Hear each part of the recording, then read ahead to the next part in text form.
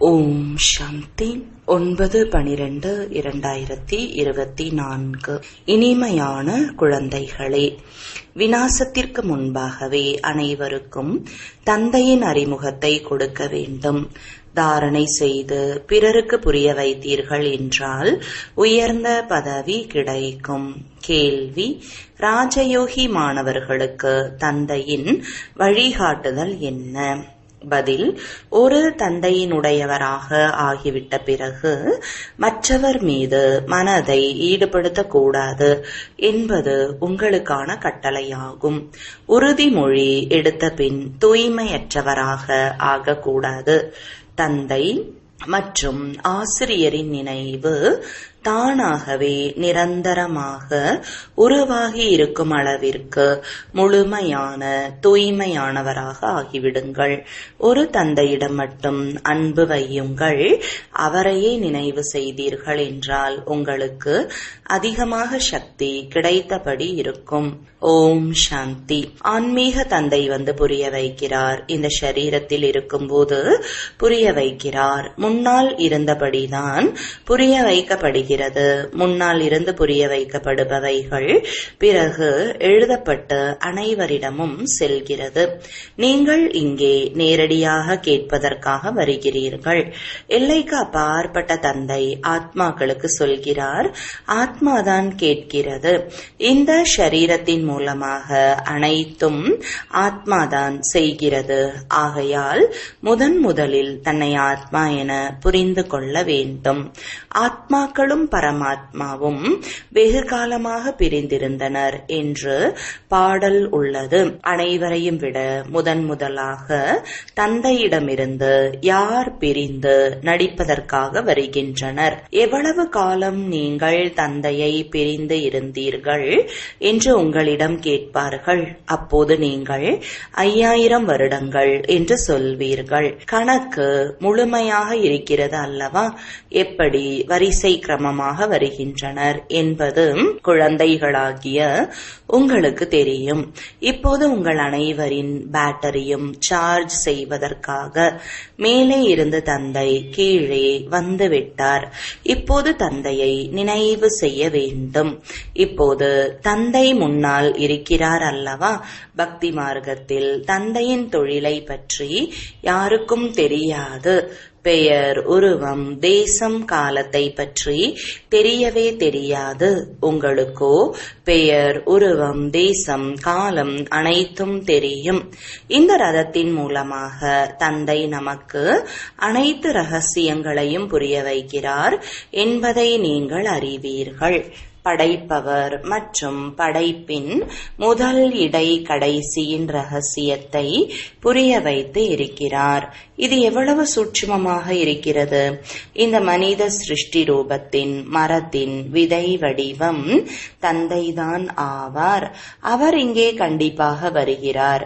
புது உலகை உருவாக்கும் வேலை அவருடையதுதான் ஆகும். அங்கிருந்தபடியே ஸ்தாபனை செய்கிறார் என்பது அல்ல. பாபா இந்த உடல் மூலமாக நமக்கு நேரடியாக புரிய வைத்துக் கொண்டிருக்கிறார் என்பதை குழந்தைகளாகிய நீங்கள் அறிந்துள்ளீர்கள். இதுவும் தந்தை தனது அன்பை காட்டுவதாகும் அல்லவா? வேறு யாருக்கும் அவரது வாழ்க்கை வரலாறு தெரியாது. ஆதி சனாதன தேவி தேவதா தர்மத்தின் தர்ம சாஸ்திரம் கீதை. இந்த ஞானத்திற்கு பிறகு விநாசம் ஏற்படும் என்பது கூட உங்களுக்கு தெரியும். விநாசம் கண்டிப்பாக நடக்க வேண்டும். மற்ற தர்ம ஸ்தாபகர்கள் வரும்போது விநாசம் ஆவது இல்லை. விநாசத்தின் காலமே இப்போதுதான்.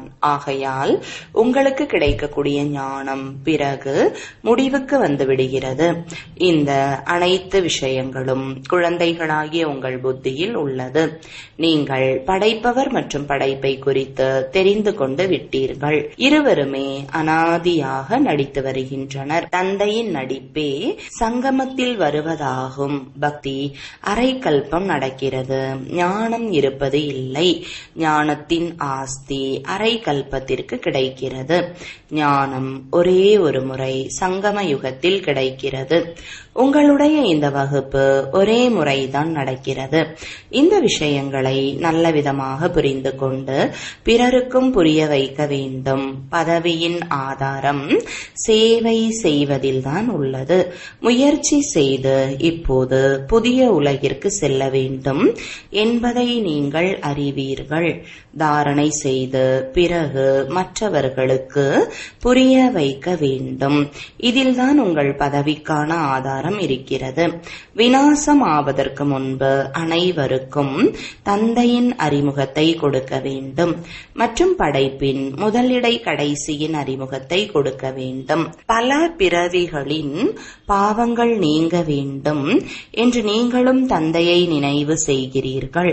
தந்தை படிப்பிக்கும் இறுதி நாள் வரை கண்டிப்பாக நினைவு செய்ய வேண்டும். கற்பிப்பவருடன் நினைவின் தொடர்பு இருக்கும் அல்லவா? ஆசிரியர் படிப்பிக்கும் போது அவருடன் நினைவின் தொடர்பு இருக்கும். நினைவு இல்லாமல் எப்படி கற்பிப்பார்கள்? நினைவு என்றால் கற்பிப்பவரின் நினைவு. இவர் தந்தை, ஆசிரியர், சத்குருவும் ஆவார். 3 ரூபங்களிலும் முழுமையாக நினைவு செய்ய வேண்டியுள்ளது. இந்த சத்குரு உங்களுக்கு ஒரு முறைதான் கிடைக்கிறார். ஞானத்தின் மூலம் சத்கதி கிடைத்தது என்றால் அவ்வளவுதான். பிறகு குருவை ஏற்றுக்கொள்ளும் வழக்கமே முடிந்துவிடும். தந்தை ஆசிரியரின் வழக்கம் நடக்கும். குருவை பின்பற்றும் வழக்கம் முடிந்துவிடும். சத்கதி கிடைத்து விட்டது அல்லவா?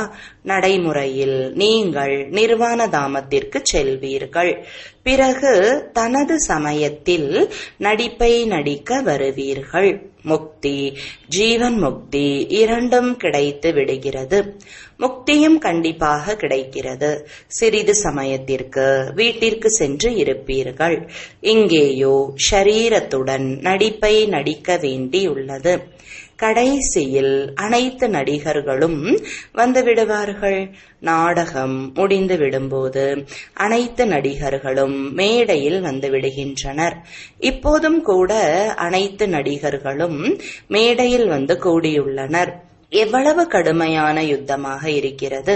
சத்யுகத்தின் ஆரம்பத்தில் இவ்வளவு கடுமையான சண்டை இருக்கவில்லை.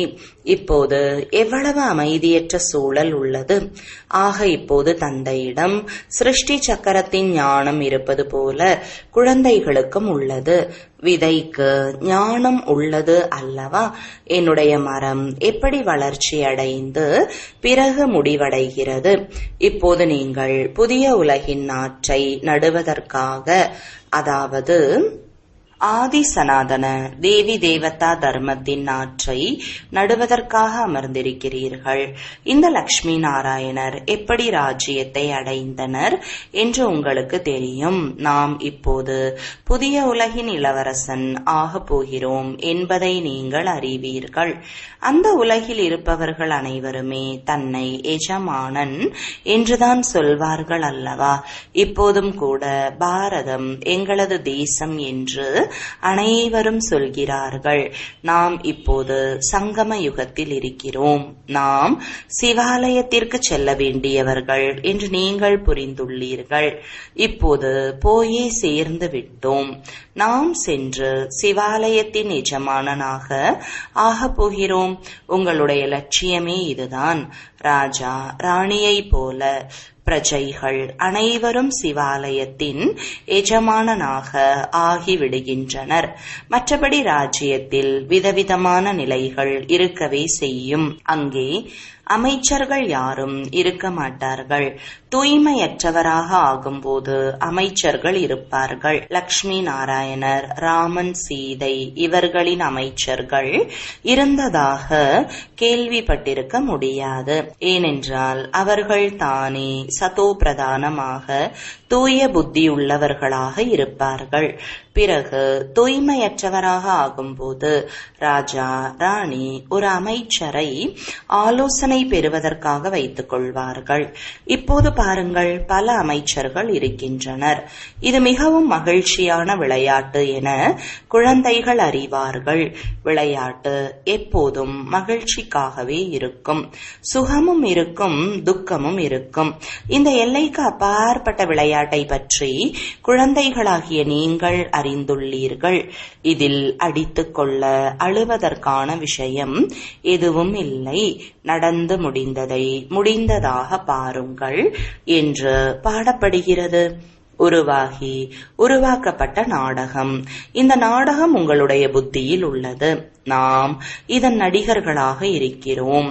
நம்முடையது 84 பிறவிகளின் நடிப்பு. துல்லியமாக அழிவற்றதாக உள்ளது. யார் எந்த பிறவியில் என்ன நடிப்பை நடித்து வந்தனரோ அவர்கள்தான் அதையே செய்தபடி இருப்பார்கள். தன்னை ஆத்மா என புரிந்து கொள்ளுங்கள் என்று இன்றிலிருந்து 5000 வருடங்களுக்கு முன்பும் உங்களுக்கு சொல்லப்பட்டது. கீதையிலும் வார்த்தைகள் உள்ளன. ஆதி சனாதன தேவி தேவதா தர்மம் உருவான போது தேகத்தின் அனைத்து தர்மங்களையும் மறந்து தன்னை ஆத்மா என புரிந்து கொண்டு தந்தையை நினைவு செய்யுங்கள் என்று தந்தை சொல்லியிருந்தார் என்பதை நீங்கள் அறிவீர்கள். மன்மனாபவ என்பதன் பொருளை தந்தை நல்ல விதமாக புரிய வைத்திருக்கிறார். மொழியும் கூட இதேதான். இங்கே பாருங்கள், எவ்வளவு எண்ணற்ற மொழிகள் உள்ளன. மொழிகள் குறித்தும் எவ்வளவு அடிதடிகள் நடக்கின்றன. மொழி இல்லாமல் வேலை நடக்காது. தாய்மொழிக்கே முடிவு கட்டும்படியாக மொழிகளை கற்றுக்கொண்டு வருகின்றனர். யார் அதிக மொழிகளை கற்கின்றனரோ அவருக்கு பரிசு கிடைக்கிறது. எத்தனை தர்மங்களோ அத்தனை மொழிகள் இருக்கும். அங்கேயோ நம்முடைய ராஜ்யம்தான் இருக்கும் என்பதை நீங்கள் அறிவீர்கள். மொழியும் ஒன்றுதான் இருக்கும். இங்கேயோ 100 மைல் தொலைவிற்கு ஒரு மொழி இருக்கிறது. அங்கே ஒரே மொழிதான் இருக்கும். இந்த அனைத்து விஷயங்களையும் தந்தை வந்து புரிய வைக்கிறார் எனும்போது அந்த தந்தையையே நினைவு செய்தபடி இருங்கள். பிரம்மா மூலமாக சிவபாபா புரிய வைக்கிறார். ரதம் கண்டிப்பாக தேவை அல்லவா? சிவபாபா நம் தந்தை ஆவார். என்னுடைய குழந்தைகள் எல்லைக்கு அப்பாற்பட்டவர்கள் என்று பாபா கூறுகிறார். பாபா இவர் மூலமாக படிப்பிக்கிறார் அல்லவா? ஆசிரியரை ஒரு பொழுதும் கட்டியணைத்துக் கொள்வது இல்லை. தந்தையோ உங்களுக்கு கற்பிக்க வந்துள்ளார். ராஜயோகம் கற்றுத்தருகிறார் என்றால் ஆசிரியர் ஆகிறார் அல்லவா? நீங்கள் மாணவர்கள் எப்போதாவது ஆசிரியரை கட்டியணைத்துக் கொள்கிறார்களா? ஒரு தந்தையினுடையவராகி பிறகு பிறரிடம் மனதை ஈடுபடுத்தக் கூடாது. நான் உங்களுக்கு ராஜயோகம் கற்றுத்தர வந்துள்ளேன் என்று தந்தை கூறுகிறார். நீங்கள் ஷரீரதாரிகள், நான் அஷரீரி, மேலே இருக்கிறேன். பாபா தூய்மையாக்க வாருங்கள் என்று சொல்கிறீர்கள் என்றால் நீங்கள் தூய்மையற்றவர்கள் தானே. பிறகு என்னை எப்படி கட்டி அணைக்க முடியும்? உறுதிமொழி கொடுத்து பிறகு தூய்மையற்றவராகி விடுகின்றனர். ஒரே அடியாக தூய்மை அடையும் பொழுது கடைசி காலத்தில் நினைவிலும் இருப்பீர்கள். ஆசிரியரை, குருவை நினைத்தபடி இருப்பீர்கள். இப்பொழுது கீழானவராகி விழுந்து விடுகின்றனர். இன்னும் 100 மடங்கு தண்டனை ஏற்பட்டு விடுகிறது. இவரிடையில் தரகரின் ரூபத்தில் கிடைத்துள்ளார். சிவபாபாவை தான் நினைவு செய்ய வேண்டும். பாபா கூறுகிறார், நானும் அவரை கவனித்துக் கொள்ளும் குழந்தையாவேன். பிறகு நான் எப்படி அவரை கட்டி அணைத்துக் கொள்ள முடியும்? ஆனால் நீங்கள் இந்த ஷரீரத்தின் மூலமாக சந்திக்கிறீர்கள். நான் அவரை எப்படி அணைத்துக் கொள்வேன்? தந்தை கூறுகிறார், குழந்தைகளே, நீங்கள் ஒரு தந்தையை மட்டுமே நினைவு செய்யுங்கள், அன்பு செலுத்துங்கள். நினைவின் மூலம் சக்தி அதிகமாக கிடைக்கிறது. தந்தை சர்வ சக்திவான் ஆவார். தந்தையிடமிருந்துதான் உங்களுக்கு இவ்வளவு சக்தி கிடைக்கிறது. நீங்கள் எவ்வளவு பலவானாக ஆகிறீர்கள். உங்களின் ராஜ்யத்தை யாரும் வெற்றி கொள்ள முடியாது. ராவண ராஜ்யமே முடிந்து விடுகிறது. துக்கத்தை கொடுப்பவர்கள் யாரும் இருக்கவே மாட்டார்கள். அது சுகதாமம் என்று சொல்லப்படுகிறது. ராவணன் முழு உலகில் அனைவருக்கும் துக்கம் கொடுக்கக்கூடியவன். விலங்குகள் கூட துக்கம் நிறைந்தவையாய் ஆகின்றன. அங்கேயோ விலங்குகள் கூட தங்களுக்குள் அன்புடன் இருக்கும். இங்கே அன்பே இல்லை. இந்த நாடகம் எப்படி சுழல்கிறது என்று குழந்தைகளாகிய நீங்கள் அறிவீர்கள். இதன் முதல் இடை கடைசியின் ரகசியத்தை தந்தைதான் புரிய வைக்கிறார். சிலர் நல்ல விதமாக படிக்கின்றனர், சிலர் குறைவாக படிக்கின்றனர். அனைவருமே படிக்கின்றனர் அல்லவா? முழு உலகமுமே படிக்கும். அதாவது தந்தையை நினைவு செய்யும். தந்தையை நினைவு செய்வது கூட படிப்பு அல்லவா? அந்த தந்தையை அனைவரும் நினைவு செய்கின்றனர். அவர் அனைவருக்கும் சத்கதி வழங்கும் வள்ளல், அனைவருக்கும் சுகத்தை கொடுப்பவர் ஆவார். வந்து தூய்மையாக்குங்கள் என்று சொல்லவும் செய்கின்றனர். எனும்போது தூய்மையற்றவர்களாக இருக்கின்றனர் என்று புரிந்து கொள்ளப்படுகிறது. அவர் விகாரம் நிறைந்தவர்களை நிர்விகாரிகளாக ஆக்குவதற்காக வருகிறார். ஓ அல்லாஹ், வந்து எங்களை தூய்மையாக்குங்கள் என்று கூப்பிடவும் செய்கின்றனர். அவருடைய வேலையே இதுதான். ஆகவேதான் அழைக்கின்றனர். உங்களுடைய மொழியும் கூட சரியானதாக இருக்க வேண்டும். அவர்கள் சொல்கிறார்கள் அல்லாஹ், அவர்கள் சொல்கிறார்கள் இறைவன், இறை தந்தை என்றும் சொல்கின்றனர். ஆனாலும் கூட பின்னால் வருபவர்களின் புத்தி நன்றாக உள்ளது. இவ்வளவு துக்கத்தை அடைவது இல்லை. ஆக நீங்கள் இப்போது முன்னால் அமர்ந்து இருக்கிறீர்கள். என்ன செய்கிறீர்கள்? பாபாவை இந்த புருவ மத்தியில் பார்க்கிறீர்கள். பிறகு பாபா உங்கள் புருவ மத்தியில் பார்க்கிறார். யாருக்குள் பிரவேசம் செய்கிறேனோ அவரை பார்க்க முடியுமா?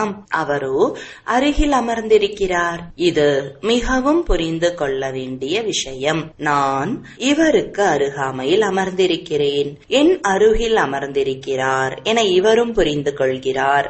நாங்கள் முன்னால் இருவரையும் பார்க்கிறோம் என்று நீங்கள் சொல்கிறீர்கள். தந்தை மற்றும் தாதா இருவரின் ஆத்மாக்களையும் பார்க்கிறீர்கள்.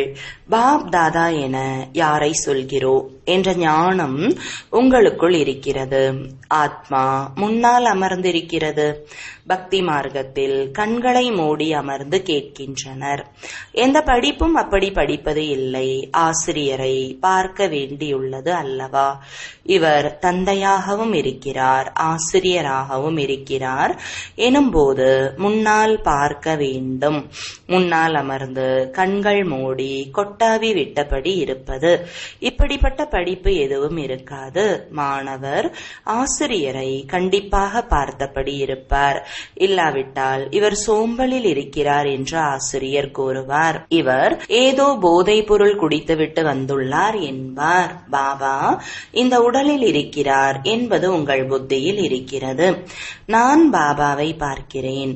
கண்களை மூடி அமர்வதற்கு இந்த வகுப்பு ஏதோ பொதுவானது அல்ல என்று தந்தை புரிய வைக்கிறார். பள்ளியில் எப்போதாவது யாரேனும் கண்களை மூடி அமர்கிறார்களா என்ன?